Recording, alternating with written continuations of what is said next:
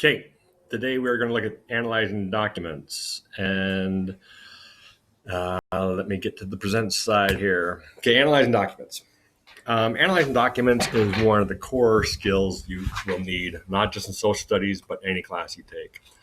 You want to make sure that the documents you're using are accurate and people are telling the truth. Okay, the first question you ask yourself about analyzing documents is, who's the author?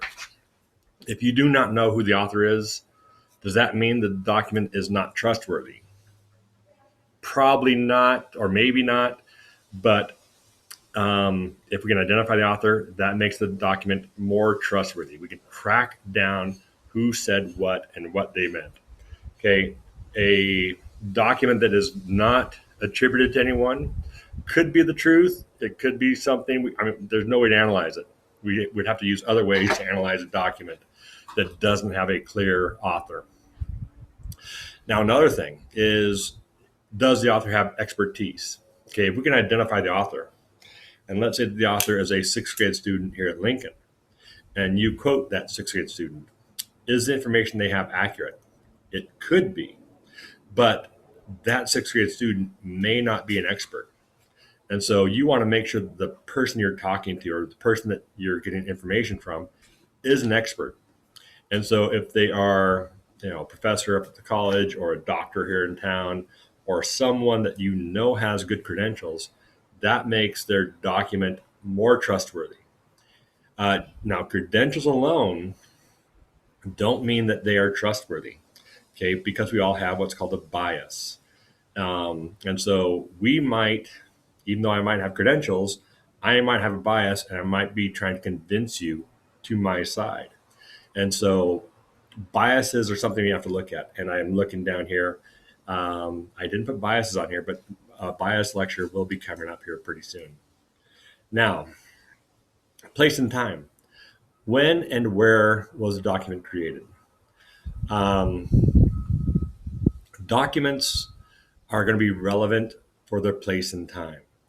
Now, if I write something today is September 2nd, 2020. If I write something today about, I don't know what, and then it happens tomorrow, I don't know what I'm going there. But if I have some perception that I write down today, okay, that perception could be valid. And again, I don't know where I'm going with that, so let's skip that. But place and time is important, okay, because place and time will tell you if the source is a primary source or secondary source. So if I'm an eyewitness to something, that is going to be the primary source. Now, if I didn't witness it, but I talk to people who did witness it, and I get several people that tell me what happened, and I write down what happened, I'm a secondary source because I interviewed the people who interacted with whatever event it was. Now, prior knowledge. Does the information you're encountering fit with what you already know? Be very careful with this, because this can also be called confirmation bias. A lot of times, you and I will look for things that confirm our own biases.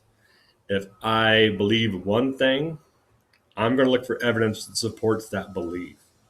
And sometimes we ignore evidence that goes against that belief. It's a very difficult thing to do, but we need to learn how to look at multiple perspectives. Okay, not just one point of view, but multiple points of view. When we look at those multiple points of view, then we can start to generate our own attitudes and figure out, is what I believe true, or do I believe something is incorrect? Now, the audience. Who was the document prepared for?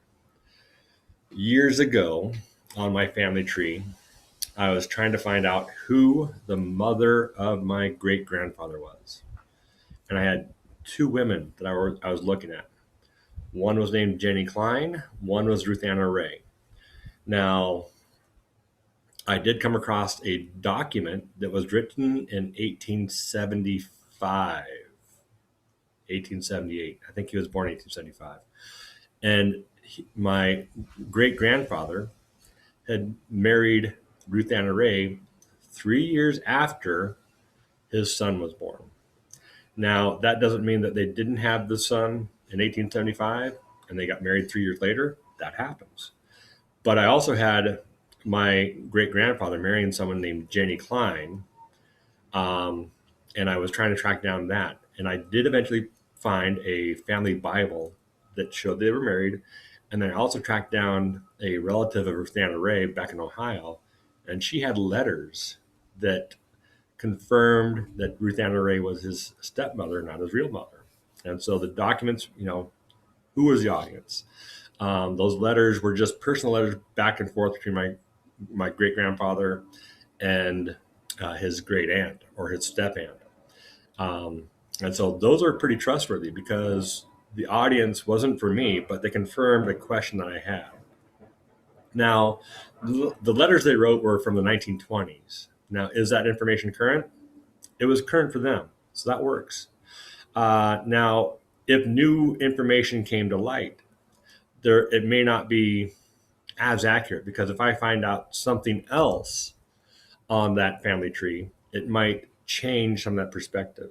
And so the more current the information we have, or documents that are current to that time frame, they are important. Okay, the reason and purpose of the documents. Some people might write something to convince you of something. And we need to know that purpose. We need to know if the author is biased, if they are actually trying to tell us what to believe. Our legal system, we have prosecutors and we have defenders. And the prosecutor is going to try and prove that somebody committed a crime. The defense lawyer, is going to try and prove that either they didn't commit the crime or that the information that the police used to arrest the person is not accurate. They're going to question the evidence. And so both of them will be coming at it from a certain perspective. If we know the perspective, then we can adjust our thinking for that. Now, what is the main idea saying? What is it? What is the kernel of truth, or the kernel of information that is contained in that document? These are all important things we're going to ask ourselves. And again, I'll go back over bias later on. Now, there it is. It skipped over a slide. Years ago, okay, I'll print out that author and all those information about how to evaluate sources on another screen. But here's a story for you. Many years ago, I was reading a book. The book was called The Tao of Pooh. And deep in the book, I came across this story.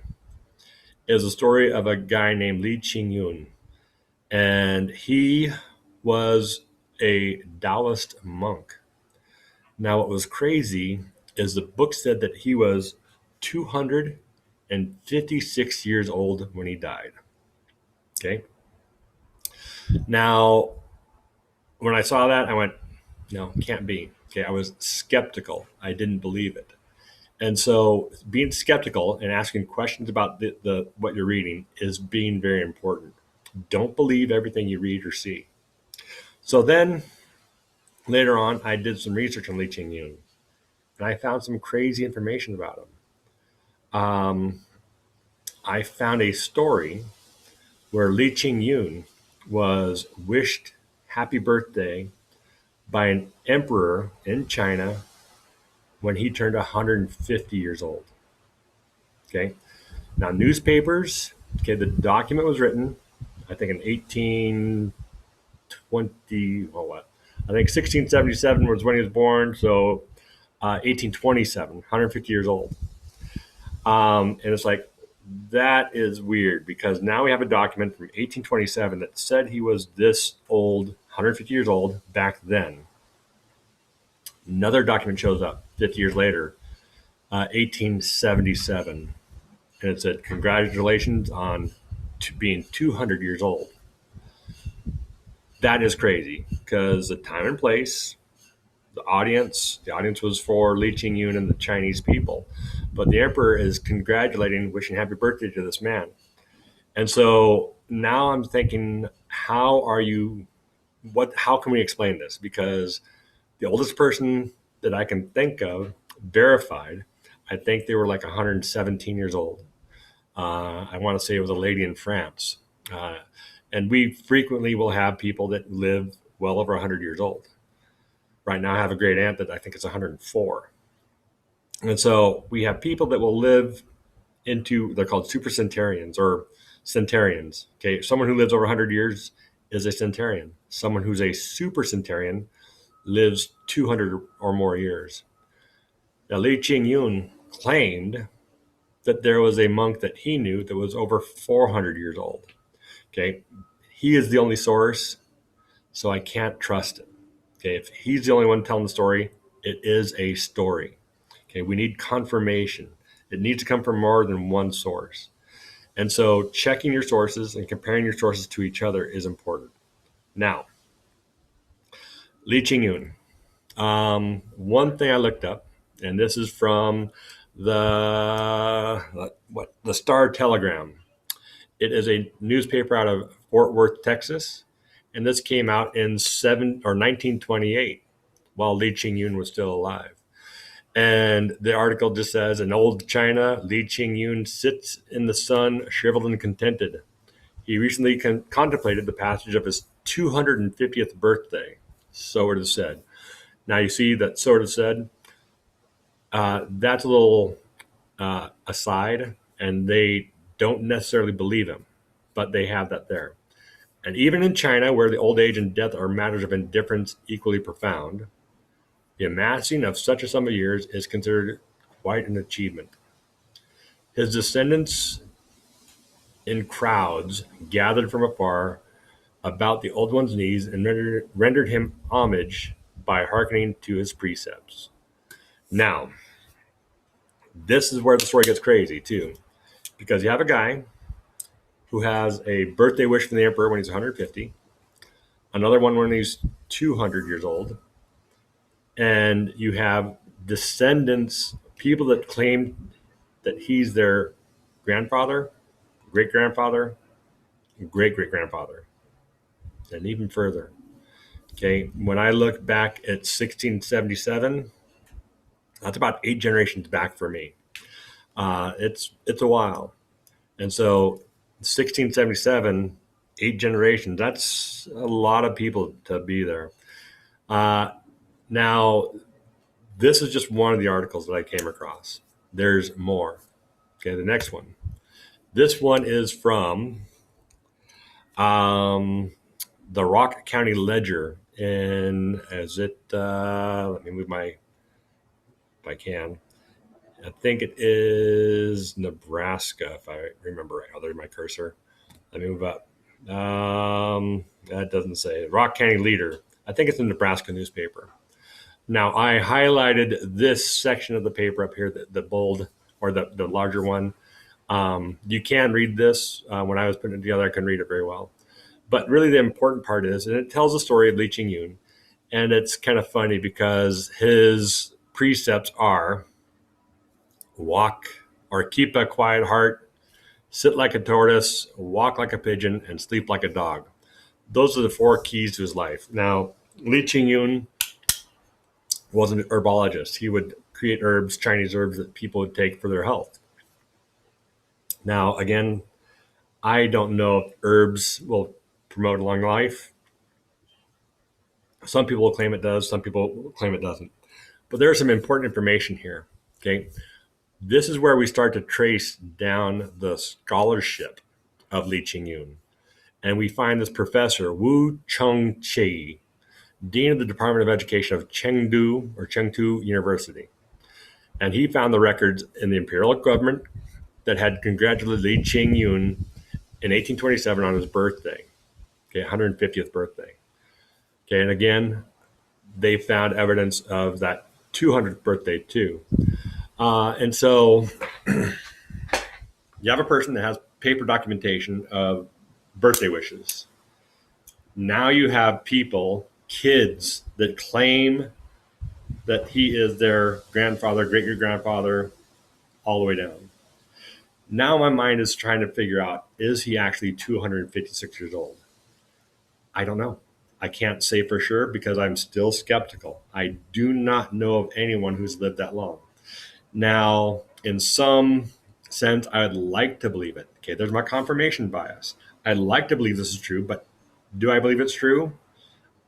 I don't know. It's a tough one. Another thing that is added to this story is one of the things I read was the old men in the village where Li Qing lived said that Li Qingyun was a old man when they were little boys, and that their grandfathers said that Li Qingyun was an old man when they were little boys. And so it just adds more mystery because, again, I want to confirm this bias. I want to say, yes, it's true. But 256, are you serious? That's crazy. Now, another piece of evidence. This one here. It looks like my slide skipped one. So this was the second story I want to show you. First off, look at the page. Who is the audience?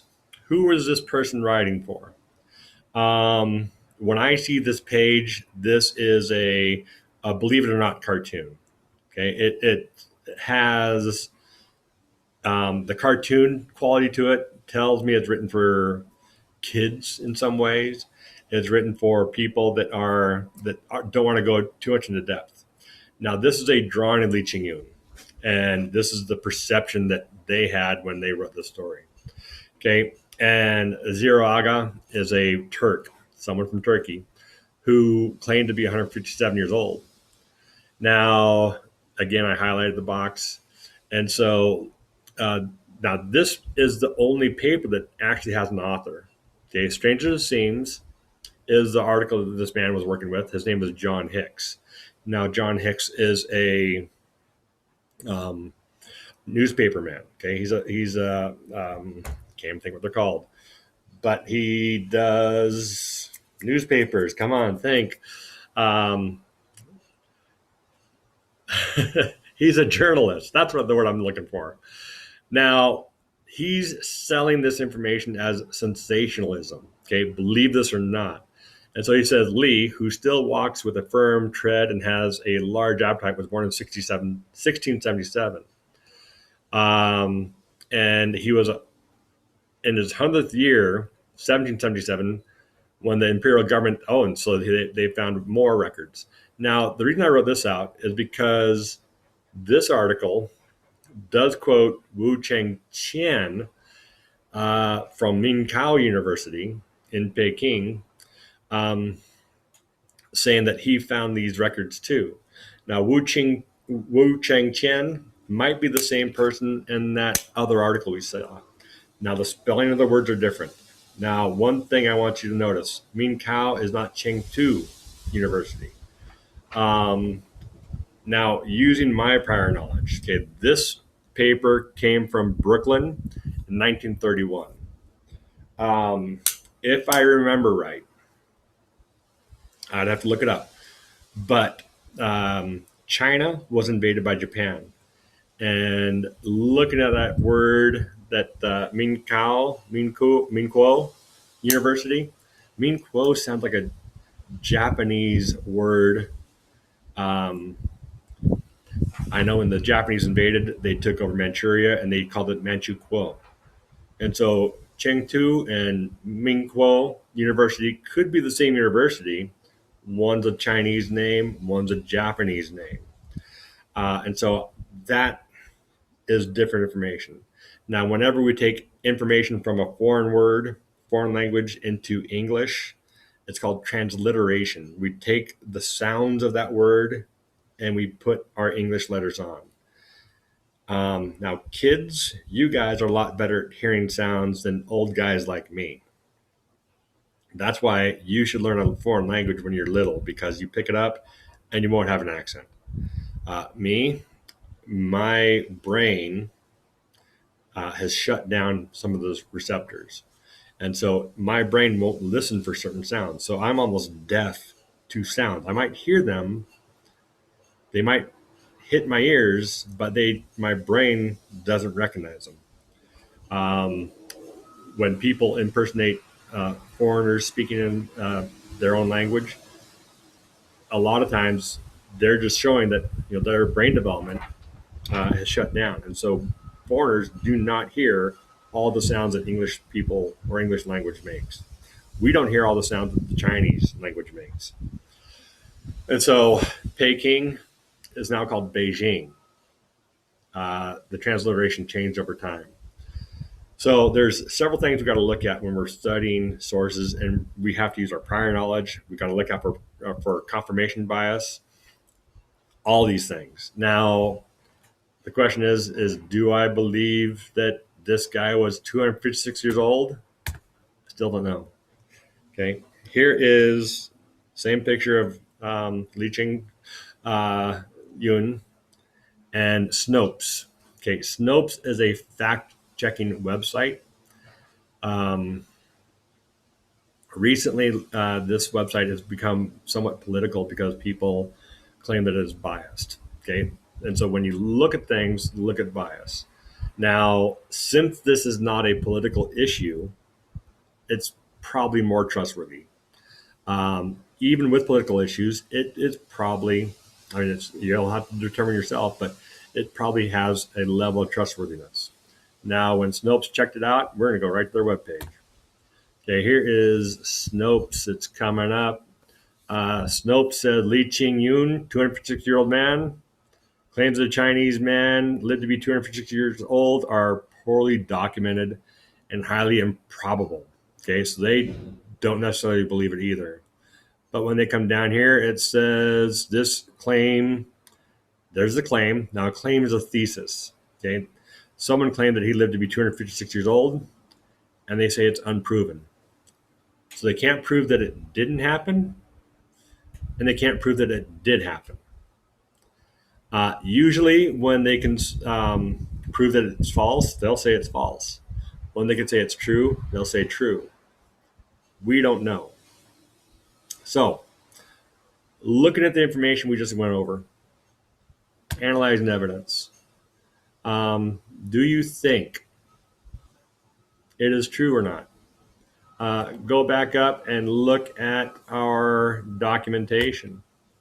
If you think it is true or false, what piece of evidence in analyzing documents gives you the clue? Is it the lack of authorship? We can't track down the authors. Is it the author's name from that Chinese professor is spelled differently? Is it the place and time that proves it true? Because these stories came out 100 years before he turned 256 years old. How can you explain that this guy might be that old, or how can you explain that he's not the same person? There is no right or wrong answer.